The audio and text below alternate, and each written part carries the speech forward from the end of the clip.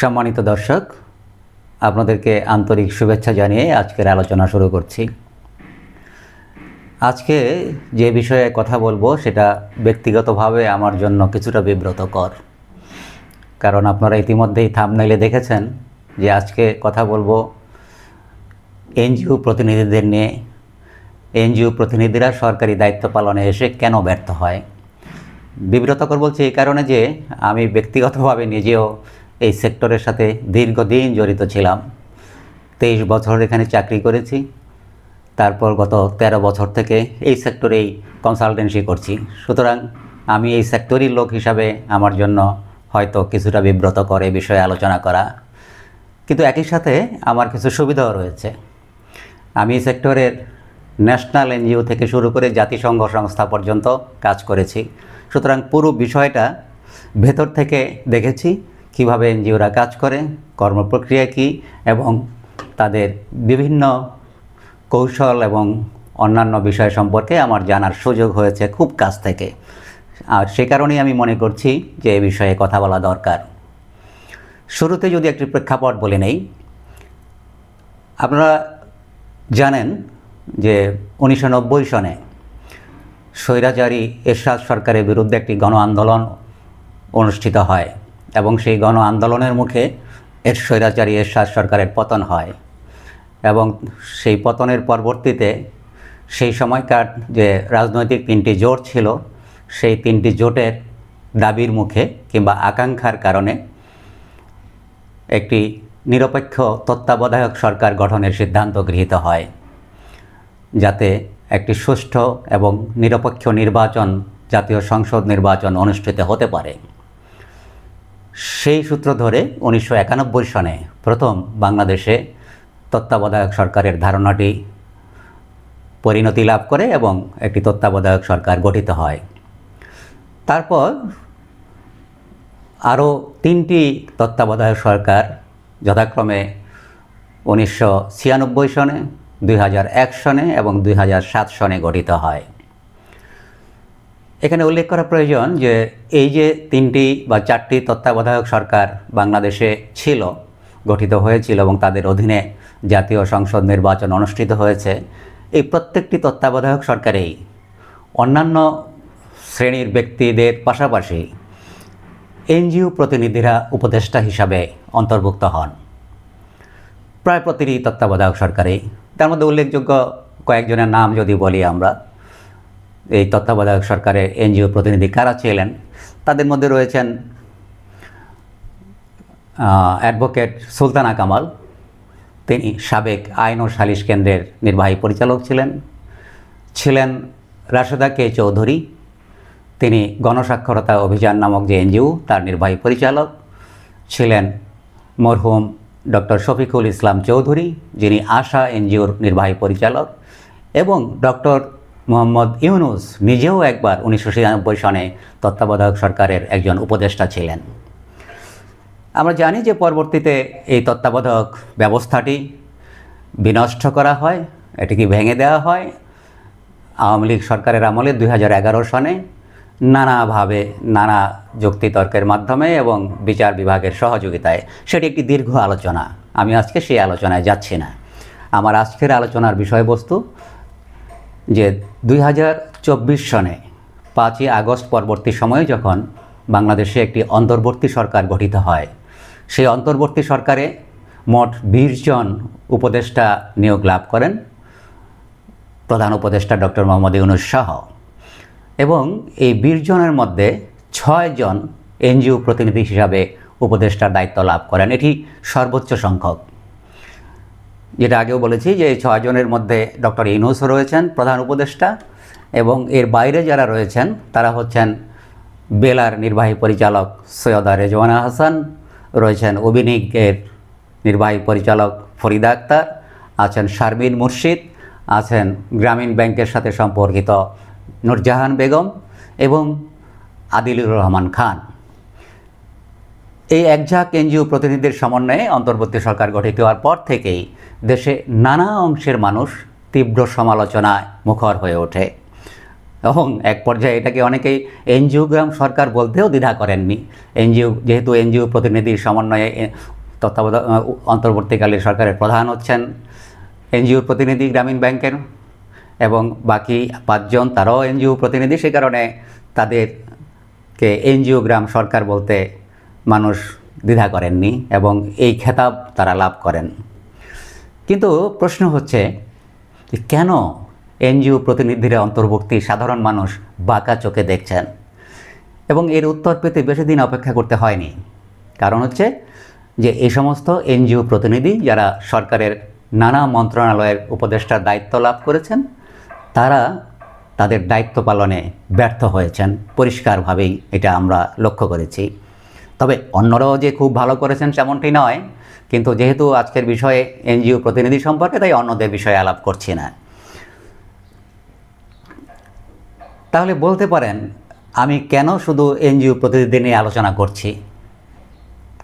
কারণ তারা নিজ নিজ জায়গায় সমাজ ও রাষ্ট্র সংস্কারে সবসময়ই উচ্চকণ্ঠ থাকেন। দরিদ্র মানুষের অধিকার, সাধারণ মানুষের বিভিন্ন অধিকার নিয়ে তারা কাজ করেন। তারা সরকারের সমালোচনা করেন, সরকারের নানা আইন ও নীতিমালার বিরুদ্ধে কথা বলেন, সে সমস্ত আইন ও নীতিমালা সংস্কার এবং পরিবর্তনের দাবি তোলেন। কিন্তু তাদেরকেই যখন সরকার পরিচালনার দায়িত্বে দেয়া হয়, তখন তারা কেন তাদের সেই যে উচ্চকণ্ঠ, তাদের সেই যে আকাঙ্ক্ষা রাষ্ট্রের পরিবর্তনের, গরিব মানুষের আকাঙ্ক্ষা পূরণের, সমাজনীতি পরিবর্তনের, সেই আকাঙ্ক্ষা বাস্তবায়ন কেন তারা করতে পারেন না? সেখানে কেন তারা হাবুডুবু খান? তো একজন সাবেক এনজিও কর্মী হিসাবে আজকে সেটাই আমার বিশ্লেষণ করার ইচ্ছা, এবং সেটাই আমি বিশ্লেষণ করার চেষ্টা করব আমার সামান্য অভিজ্ঞতার আলোকে। যেহেতু আমি আগেই বলেছি যে আমি ভেতর থেকে এনজিওদেরকে ভালো করে বোঝবার সুযোগ পেয়েছি দীর্ঘ সময় ধরে। তবে চলুন মূল আলোচনা শুরু করা যাক। আমার বিবেচনায়, আমার অভিজ্ঞতায়, আমার গবেষণায় আমি প্রথম কারণ হিসাবে যেটিকে চিহ্নিত করেছি, যার কারণে এই এনজিও প্রতিনিধিরা সরকার চালাতে ব্যর্থ হন, তা হচ্ছে তাদের রাজনৈতিক বিচ্ছিন্নতা। এনজিওতে কর্মরত অধিকাংশ ব্যক্তি রাজনীতি বিচ্ছিন্ন। তারা রাজনীতির বিরুদ্ধচারণ করেন মাঝে মধ্যেই।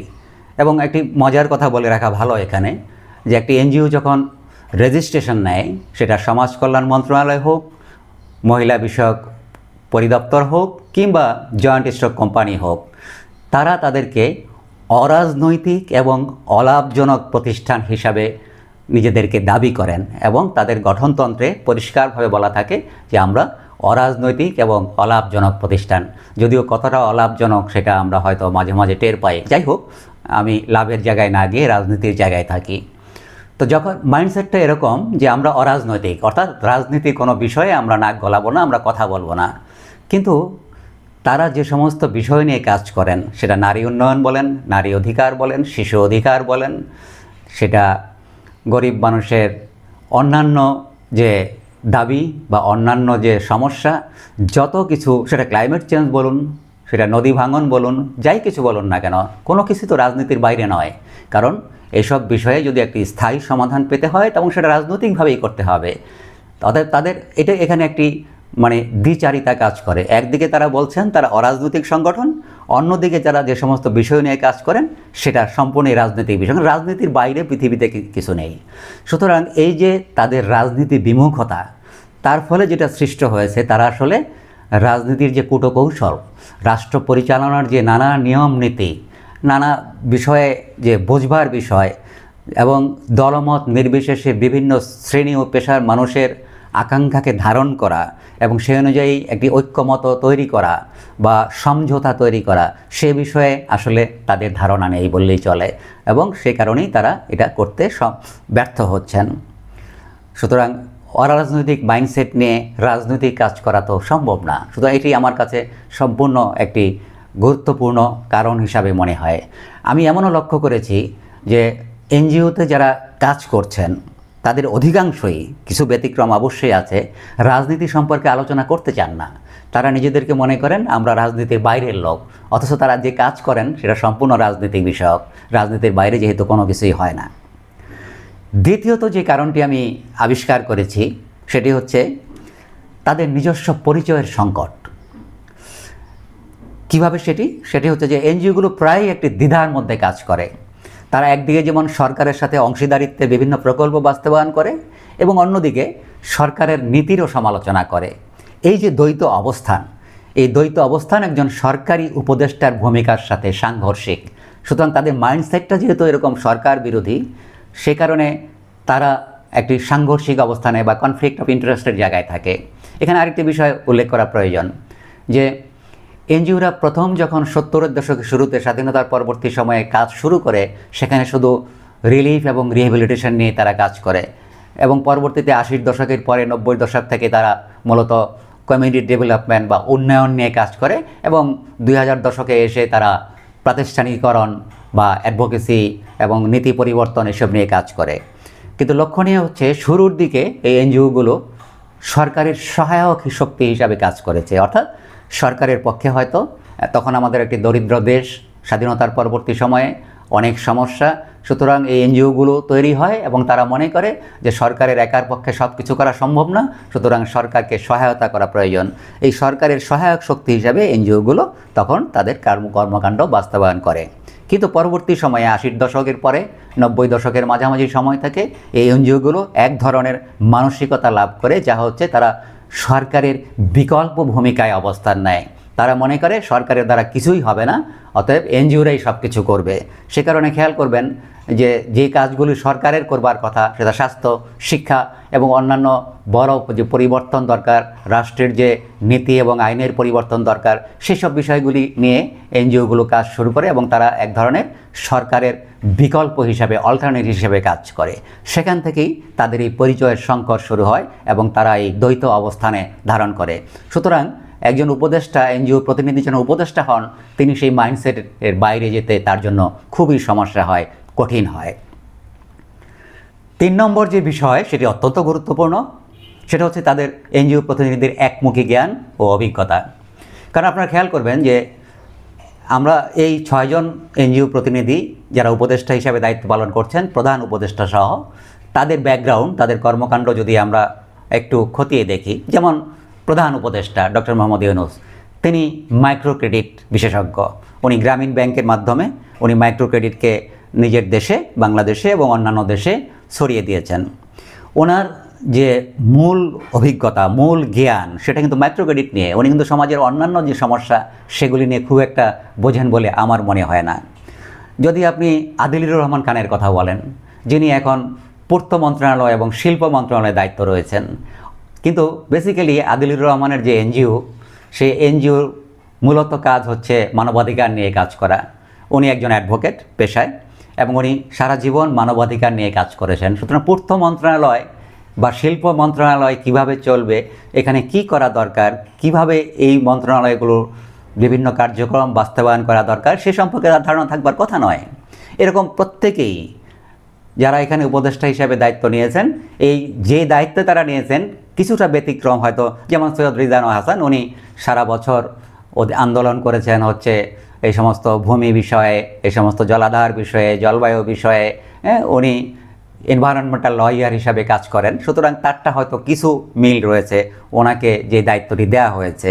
কিন্তু অন্য যারা রয়েছেন, তাদের যে বিগত জীবনের অভিজ্ঞতা, সেই অভিজ্ঞতার সাথে তাদের যে প্রদেয় দায়িত্ব অ্যাডভাইজার হিসাবে তার কোনো মিল নেই। সুতরাং তাদের এই একমুখী জ্ঞান এবং সামগ্রিক বিষয়ে অভিজ্ঞতা না থাকার কারণে তারা আসলে তাদের মন্ত্রণালয়ের কাজ চালাতে ব্যর্থ হচ্ছেন।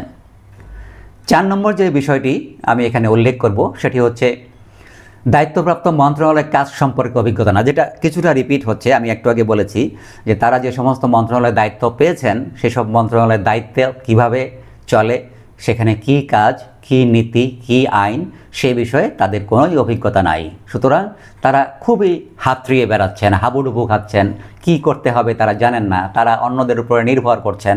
সুতরাং সেই নির্ভর করতে গিয়ে হয়তো কখনো সৎ বুদ্ধি পাচ্ছেন, কখনো অসৎ পরামর্শ পাচ্ছেন। এই সৎ এবং অসৎ পরামর্শের মাঝখানে তারা ডুবে গিয়ে হাবুডুবু খাচ্ছেন। 5 নম্বরে যে সমস্যাটি আমি বলবো, সেটি হচ্ছে আমলাতন্ত্রের সাথে তিক্ত সম্পর্ক।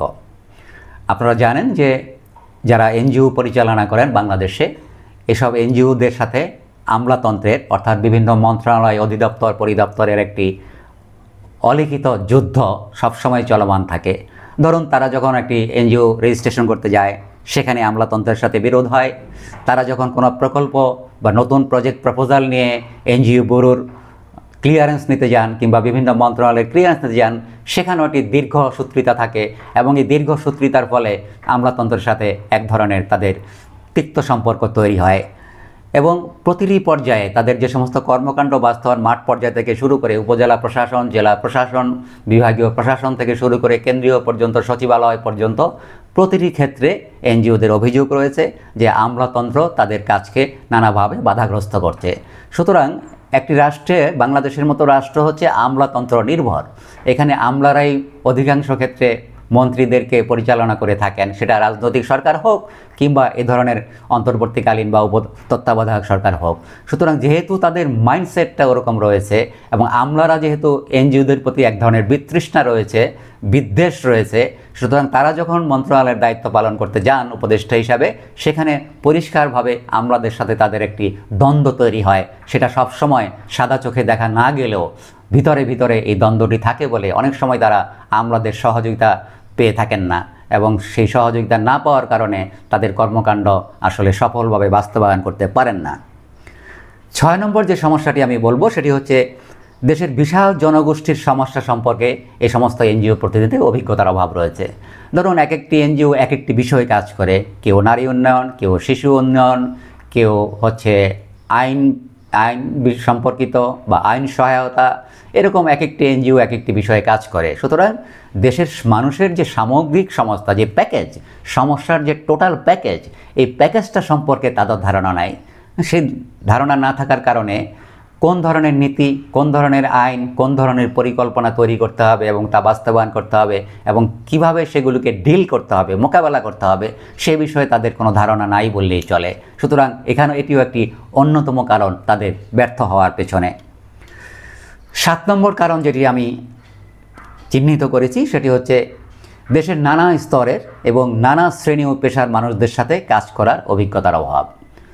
এনজিওরা সাধারণত গরিব মানুষদের নিয়ে কাজ করে, বস্তিবাসী কিংবা প্রান্তিক জনগোষ্ঠী, গ্রামে গঞ্জে তারা দরিদ্র সীমার নিচে বসবাস করে এবং ওইসব মানুষদের বা ভূমিহীন মানুষ, এইসব মানুষদের সমস্যা নিয়ে কাজ করে, সরকারের সাথে দেন দারবার করে, কোনো কোনো ক্ষেত্রে তাদেরকে সরাসরি সহযোগিতা করে থাকে, অর্থনৈতিক সহায়তা কিংবা আইনি সহযোগিতা। কখনো কখনো এসব মানুষদের পক্ষে নীতি এবং আইন পরিবর্তনের জন্য সরকারের সাথে দর কষাকষি করে থাকে। কিন্তু ওই নির্দিষ্ট শ্রেণী ও পেশার মানুষদের বাইরে সমাজে, রাষ্ট্রে আরও অসংখ্য শ্রেণী ও পেশার মানুষ রয়েছে, সেই সম্পর্কে তাদের ধারণা নেই বললেই চলে, খুবই হালকা।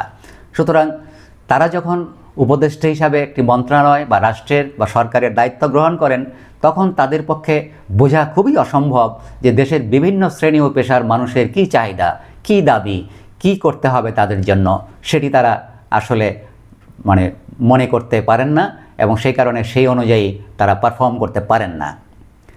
8 নম্বর যে সমস্যাটি আমি বলবো এটি কিছুটা সেন্সিটিভ। সেটি হচ্ছে যে অধিকাংশ ক্ষেত্রে, আমি সবার কথা বলছি না, অধিকাংশ এনজিওদের যারা প্রতিনিধি, যারা মালিক, আমি মালিক শব্দটি খুব ইচ্ছে করেই বলছি কারণ এনজিওতে কোনো মালিকানা থাকবার কথা ছিল না, কিন্তু আমরা সবাই জানি যিনি একটি এনজিও প্রতিষ্ঠিত করেন তিনি মৃত্যুর আগ পর্যন্ত সেই এনজিওর মালিক থাকেন। যদিও তাদের কনস্টিটিউশনে নির্বাচন করার কথা, কয়েক বছর পর পর প্রধান নির্বাহী পরিবর্তন হওয়ার কথা, কিন্তু সেই কাজগুলি হয় না। তারা এক ধরনের ওই এনজিওর মালিক হিসাবে থাকে এবং মালিক হিসাবে তাদের কিছু ইগো এবং দাম্ভিকতাজনিত সমস্যা রয়েছে।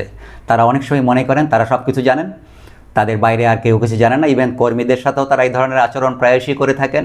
তাদের সিদ্ধান্তের বাইরে অন্য কোনো আলোচনার সুযোগ নেই, যদিও তারা পার্টিসিপেটরি ডিসিশন মেকিং প্রসেসের কথা বলেন, কিন্তু মূলত এক ব্যক্তির শাসনই চলে এনজিওগুলোতে। সুতরাং এই যে ইগো এবং অন্যের যুক্তি, অন্যের আকাঙ্ক্ষাকে ধারণ না করা, মেনে না নেওয়া, সেই কারণেও আমার মনে হয় যে তারা যখন মন্ত্রণালয়ের দায়িত্ব গ্রহণ করেন, সরকার পরিচালনার দায়িত্ব গ্রহণ করেন, তখন তারা অন্যদের সাথে সহযোগিতা করা, কোঅর্ডিনেশন, সেই জায়গা থেকে তারা পিছিয়ে থাকেন এবং তাদের এক ধরনের ইগোইস্টিক যে মনোভাব, সেটা তাদের কাজ সুষ্ঠুভাবে পালনে প্রতিবন্ধকতা হিসাবে দেখা দেয়। এবং সর্বশেষ যে কারণটি বলবো যে এই এনজিওদের মধ্যে এক ধরনের, যেটা ইগো এবং দাম্ভিকতার সাথে কিছুটা সম্পর্কিত, যে এক ধরনের একনায়কতান্ত্রিক বা ডিক্টেটরশিপ মানসিকতা রয়েছে, যেটা অনেকটাই ইগো এবং দাম্ভিকতার সাথে সম্পর্কিত। তারা মনে করেন যে তারা যে সিদ্ধান্ত নেবেন, তারা যেটা ভালো মনে করবেন এবং সেটাই হচ্ছে সমাজ এবং রাষ্ট্রের জন্য মঙ্গল, সেই কাজগুলি তারা করতে পছন্দ করেন। সুতরাং জনগণের কি দাবি, জনগণের কি আকাঙ্ক্ষা, জনগণের কি সমস্যা, সেই বিষয়গুলির প্রতি তাদের অনেকখানি মনোযোগ নেই। হয়তো অনেক এনজিও আমার উপর রাগ করবেন এই আলোচনা শুনে, বাট এটা বাস্তবতা। আমি খুব কাছ থেকে দেখেছি যে একজন এনজিও প্রধান কিভাবে তার একনায়কতান্ত্রিক মনোভাব, একনায়কতান্ত্রিক সিদ্ধান্ত বা ডিক্টেটরশিপের যে মানসিকতা, সেটা চাপিয়ে দেন সব কিছুর উপরে। এবং সেই কারণে সরকারে আসলেও তাদের এই ধরনের সমস্যা থাকে। আপনি আমি যাই বলি না কেন, আমরা যতই চিৎকার করি না কেন, সেটা তাদের কানে পৌঁছে না।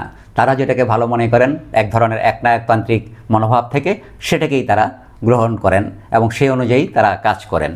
সুতরাং এই হচ্ছে মোটামুটি যারা এনজিও প্রতিনিধি হিসাবে সরকারে আসেন, তত্ত্বাবধায়ক সরকার হোক কিংবা অন্তর্বর্তীকালীন সরকার হোক, তারা এখানে এসে ব্যর্থ হচ্ছেন।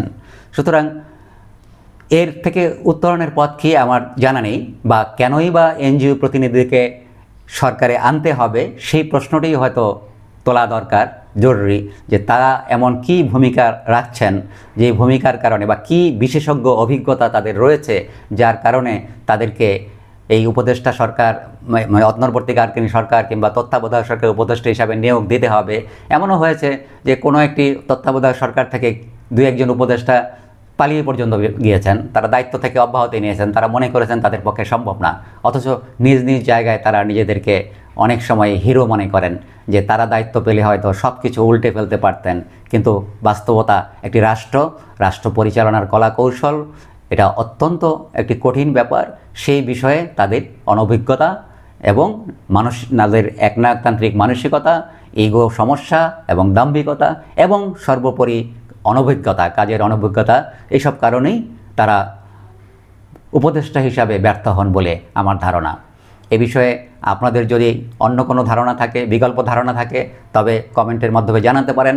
আমাদের আলোচনা ভালো লেগে থাকলে আমাদের এই চ্যানেলটিকে লাইক করতে পারেন, শেয়ার করতে পারেন এবং সাবস্ক্রাইব করে আমাদের সঙ্গে থাকতে পারেন।